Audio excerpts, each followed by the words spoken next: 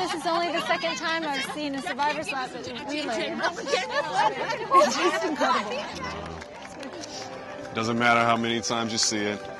I'm up to 11 now, and it's still beautiful.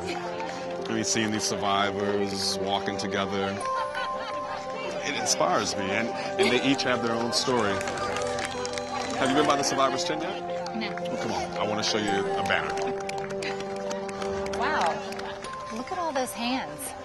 12 years, 2 years, 6 months.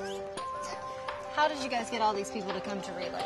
Oh, well, we asked the medical community, faith-based organizations, beauticians, to invite survivors and their caregivers who they interacted with to come out as their guests at Relay.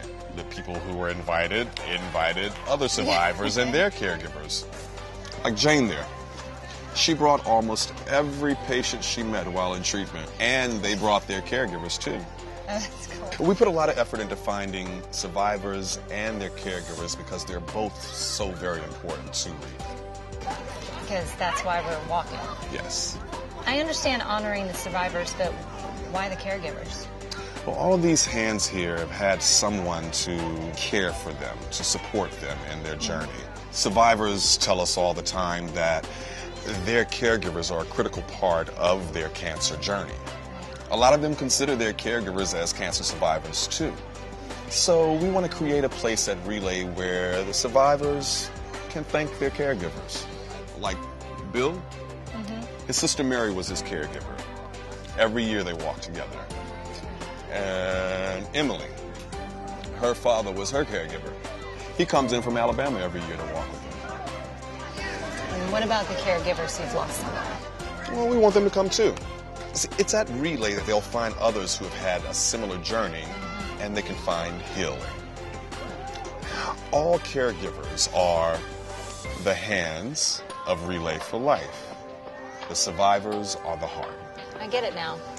But what qualifies someone as a caregiver? A caregiver is a person who provided assistance to someone with cancer, such as emotional support, transportation, meal service, spiritual guidance.